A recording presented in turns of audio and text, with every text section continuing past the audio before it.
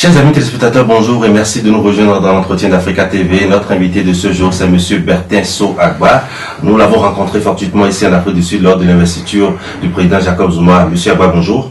Bonjour. Première question, que faites-vous en Afrique du Sud? D'abord, la tradition exige que je vous remercie. Je m'honore de vous recevoir chez moi. Je vous remercie d'avoir fait une si longue route pour vous acquérir une bonne nouvelle. Je suis ici pour mes affaires, avec toute ma famille. Alors, la question qu'on va vous poser, qu'on est en droit de vous poser, M. Agba, c'est que depuis de longues années, sinon depuis bientôt 3 ans, votre nom a fait la une des quotidiens togolais et panafricains dans une affaire d'escroquerie. On a parlé de plusieurs millions de dollars. Avez-vous escroqué M. Abbas Youssef ou que s'est-il réellement passé?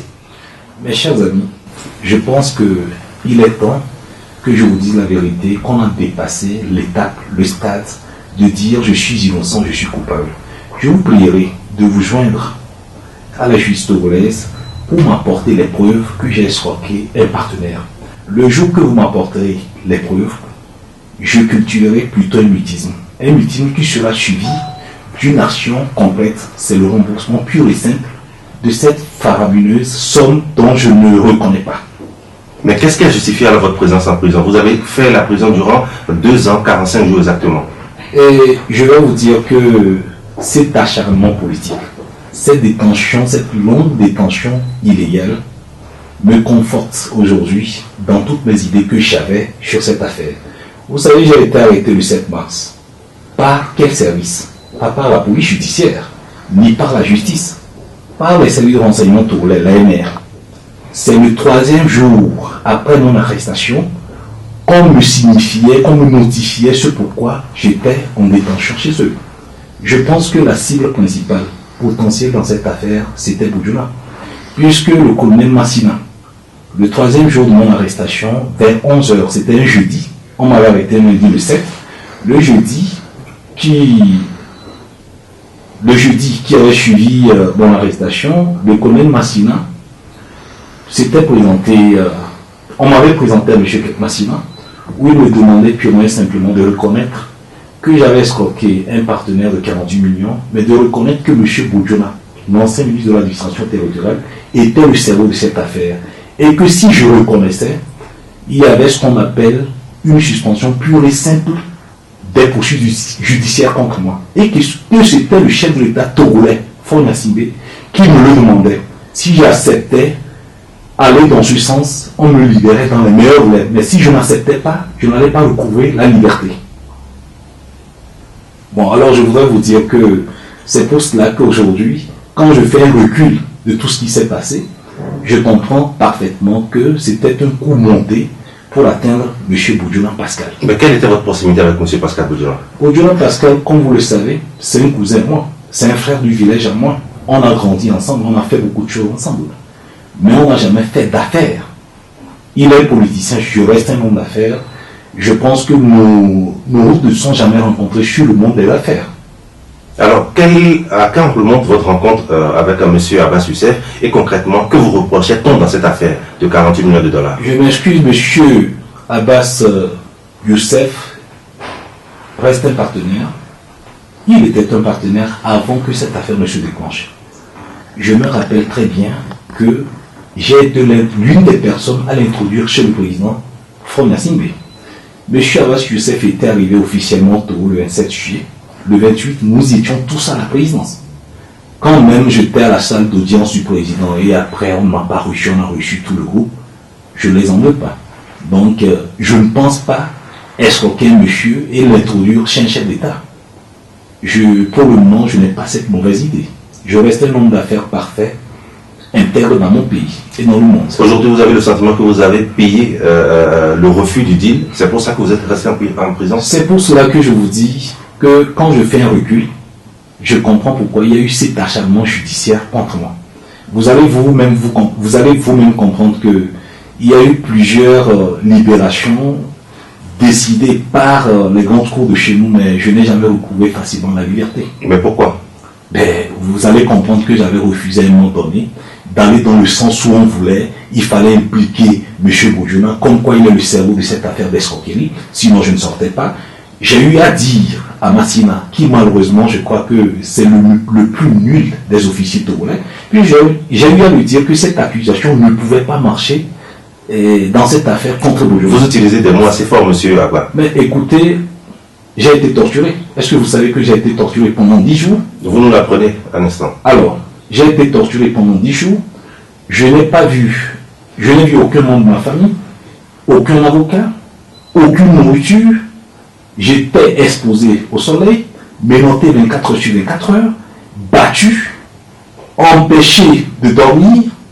Donc comprenez-moi que... Vous avez été torturé par qui? Par Massina et son groupe. Par Massina et ses larcins, si vous le permettez. Alors, la justice togolaise aurait lancé un mandat d'arrêt contre vous. Est-ce que c'est vrai? Parce qu'aujourd'hui, apparemment, vous êtes libre de tous vos mouvements. Vous êtes en Afrique du Sud. Est-ce que c'est vrai qu'on a lancé un mandat d'arrêt international contre vous? Permettez-moi que vous venez me m'apprendre qu'un mandat d'arrêt a été lancé. J'ai appris ça par les médias. Mais mes avocats m'ont dit qu'ils n'ont rien vu matériellement. Lancer un mandat d'arrêt contre quelqu'un que vous avez torturé, persécuté, détenu illégalement, je pense que le bon sens conduira nos juges à pouvoir être appelés ce mandat. Vous avez bénéficié d'une liberté provisoire, mais vous auriez pu quand même rester au Togo. Pourquoi vous avez quitté le Togo? Mes chers amis, je voudrais vous amener à comprendre une petite parabole. Vous savez, dans ce monde, il y a 3 métiers, sinon 3 fonctions, qui sont des fonctions très sacrées. La fonction du juge, la fonction du médecin et de l'avocat. Comprenez-moi que quand vous allez auprès d'un médecin pour des maux de tête, mais il veut vous soigner les maux de ventre, jusqu'à pouvoir chercher à vous opérer, comprenez qu'il veut vous tuer. Donc il faut carrément déserter de ses bureaux et ne pas chercher à voir ce médecin. C'est-à-dire, je veux dire par là que les juges togolais connaissent parfaitement les dessous de ce dossier. Ils savent que c'est un dossier parfaitement vide. Comprenez-moi que je souffrais des maux de tête. On voulait m'opérer. Ils m'ont gardé pendant longtemps en prison. Et après tout, il y avait un complot ourdi contre moi, où on voulait m'arrêter de nouveau avec Boujona. Je ne pouvais pas attendre qu'on m'arrête de façon illégale. Avez-vous un problème particulier avec le président Foya Singwe? Je n'en sais pas, demandez-le lui. Il est le seul à pouvoir répondre à cette question. Moi, je n'en sais rien. Si vous avez l'opportunité, est-ce que vous êtes prêt à le rencontrer? Vous savez, je ne pense pas. Je suis un Togolais, je suis très pacifique, je suis très humain. Et je ne pense pas que quelqu'un qui ne veut pas me voir, qui a cherché à détruire un Togolais comme moi, une personnalité comme moi. J'ai commencé les affaires depuis plus de 25 ans au Togo. J'ai employé beaucoup de personnes, j'ai fait mes preuves au Togo et dans le monde. Si aujourd'hui, le président ne veut pas d'un citoyen, au détriment d'un étranger, je ne sais pas si il me sera facile de l'aborder. Donc pourquoi l'aborder, je ne sais pas. Est-ce qu'on peut vous définir comme étant un Togolais en exil? Vous savez, depuis que j'ai quitté le pays, il faudrait que vous le sachiez, je vis sous 2 statuts. J'ai une nationalité d'un pays et je suis sous le statut de réfugié politique. Vous êtes sous le statut de réfugié politique? Oui. Vous êtes un homme d'affaires, tout le monde le sait, un opérateur économique, tout le monde le sait. Alors, depuis quand vous avez franchi le cap pour passer de l'étape d'homme d'affaires à personnalité politique? Parce qu'on vous a accordé l'asile politique. Je dis je suis sous le statut de réfugié politique. Tout à fait. Puisque cette affaire judiciaire qu'on a transformée en affaire politique m'amène à quitter mon pays, à m'exiler et à chercher une couverture d'exilé politique auprès des Nations Unies. Que deviennent vos affaires, monsieur Agba Bertin? Parce que nous savons que vous avez des sociétés de sécurité, une compagnie qui fait dans la location de jets privés, etc., etc. Que deviennent vos affaires? Je rends grâce à Dieu que depuis que j'étais en détention, j'ai eu de grandes personnes qui ont su gérer les affaires de façon exceptionnelle. Je suis rentré, pour le moment, j'essaie de les relancer. Mais il faudrait que je cherche à pouvoir relancer toutes les personnalités d'affaires pour me soutenir. Êtes-vous aujourd'hui un homme blessé, affaibli ou incompris? Peut-être physiquement, je suis blessé, mais spirituellement et moralement, je suis très fort. Et j'y tiens. Je rends grâce à Dieu. Vous pensez à un retour au Togo? Par la grâce de Dieu, je retournerai dans mon pays où mon cordon ombilical a été enterré. Et je suis très attiré presque tous les jours de retourner dans mon pays. Alors, la tradition veut, au cours de cette émission, M. Agba Bertin, qu'on vous pose une dernière question. peut-être une question qui dérange. Est-ce que vous avez des ambitions politiques? Je pense que tout ce qui m'est arrivé a été une grande tricherie. Et je pense que j'apporterai au moment opportun un soutien très fort aux politiciens. Et peut-être je le serai, s'il plaît à Dieu. Vous avez la carte de parti politique au Togo? Et pour le moment, je ne vais pas dévoiler tous mes secrets. Mais je soutiens un grand parti qui est en train de s'émerger. Et bientôt, je pense que les choses seront plus claires. Africa TV a décidé de vous offrir un billet électronique, Johannesburg, Lomé. Est-ce que vous le prenez? J'y vais, gardez-le pour moi. Vous savez, je vais vous raconter une histoire.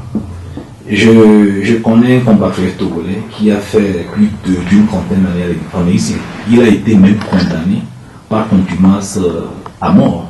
Mais aujourd'hui, cette personnalité émerge au Togo. Elle est rentrée. Et c'est Gilles Chrisouret pour les pions. Aujourd'hui, même si je suis en exil, je rentrerai un jour. Donc votre bien me servira un jour. Vous avez assisté à l'investiture de Jacob Zuma. Quelle relation avez-vous avec l'Afrique du Sud? Je suis là pour les affaires. Et je suis très bien avec les autorités qui reconnaissent en moi un homme intègre. J'ai été vomi dans mon pays, persécuté dans mon pays, mais dans ce pays, je suis très bien accueilli. Et je pense que j'ai la sécurité nécessaire qu'il faut pour faire mes affaires. Les Togolais ont certainement envie que vous leur envoyiez un message. Je voudrais remercier tous les Togolais pendant ce temps de misère, de tristesse épouvantable, ceux qui ont eu le réflexe de me soutenir spirituellement, moralement, physiquement. Je voudrais les remercier ici.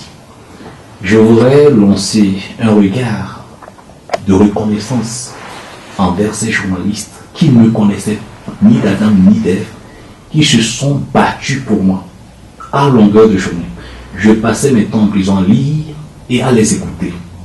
Je voudrais ici les remercier mes avocats qui sans cesse tournaient dans tous les sens le livre de droit, me soutenaient. Je voudrais remercier aussi mes geôliers qui m'ont soutenu moralement, les pasteurs qui sans cesse ont prié pour moi. Je voudrais enfin remercier mon épouse et mes enfants qui m'ont cru, qui n'ont pas voulu s'impliquer dans cette image qu'on me connaît.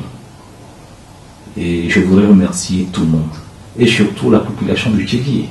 Je me souviens très bien que quand on m'extrayait pour m'amener à la justice, cette population était triste de voir un Togolais massacré, torturé, pour rien.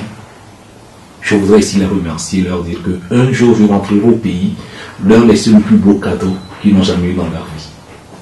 Je vous remercie. Merci, M. Agba Bertin. Chers amis téléspectateurs, nous sommes à la fin de cet entretien. Merci à vous de nous avoir suivis. À très vite sur Africa TV.